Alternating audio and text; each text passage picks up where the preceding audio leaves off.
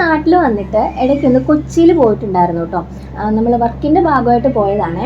ഒരു ദിവസം നമ്മൾ ജസ്റ്റ് ഒന്ന് കറങ്ങാനായിട്ട് ഇറങ്ങിയായിരുന്നു. അങ്ങനെ നമ്മൾ ഫോർട്ട് കൊച്ചിയിൽ പോയിട്ടുണ്ടായിരുന്നേ. അപ്പം നമ്മളിതാ ഇവിടെ കയറിയിട്ടാണ് ഫുഡ് കഴിച്ചത് കേട്ടോ. നല്ല അടിപൊളി സീ ഫുഡായിരുന്നു.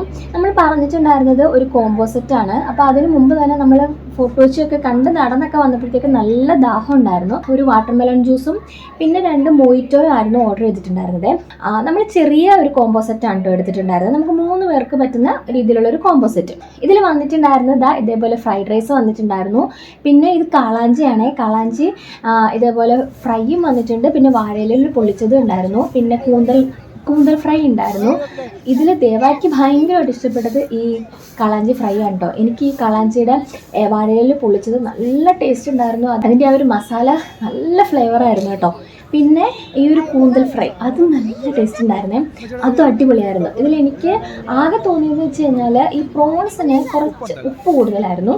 അതൊഴികെ ബാക്കിയെല്ലാം നല്ല അടിപൊളി ഫുഡായിരുന്നേ. അപ്പോൾ നമ്മൾ കൊച്ചിയിൽ പോയിട്ടുള്ള ഫുൾ വ്ലോഗ് നമ്മുടെ ചാനലിൽ ഉടനെ വരുന്നതായിരിക്കും കേട്ടോ.